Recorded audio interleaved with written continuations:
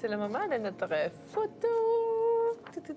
SMS. Je suis très, très contente. J'adore, j'adore. 3 juin, David, bonsoir. Beau jeune homme. Ma question est la suivante. J'aimerais savoir ceci. Depuis le début de l'année, je sens que je dois changer de carrière, c'est-à-dire ma vraie voie professionnelle. Je me sens perdu et craintif. Le truc, j'ai déjà une idée de ce que je veux, c'est d'avoir ma propre entreprise, mais le box, c'est le financement. Je ne sais pas où aller demander de l'aide.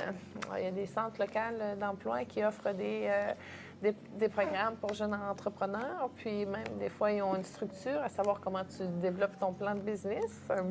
C'est drôle, hein, parce que tu as le soutien de ta famille, je vois comme la vibration de ton oncle, puis ton père. En tout cas, c'est vraiment dans la lignée paternelle qui sont là. Tu es encadré dans cette orientation-là. Tu as des aptitudes en ébénisterie aussi, je sais pas. Tu chantes au niveau de ta voix. En tout cas, tu es un artiste, ça, c'est clair. C'est à toi de voir jusqu'où, parce que tu as le côté informatique aussi qui est là. C'est exponentiel. Tu as tellement toutes les capacités, tous les talents, je te comprends que tu sois perdu.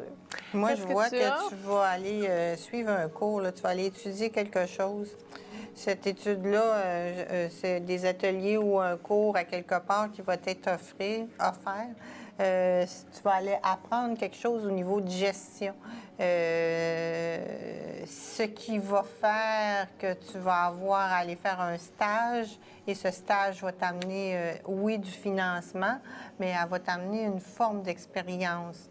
Tu as aussi le côté artistique très, très développé. Donc, si ton idée de ta compagnie a rapport avec le monde artistique, je pense que c'est la voie.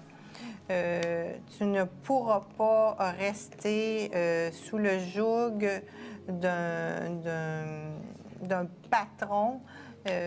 C'est pas fait pour toi.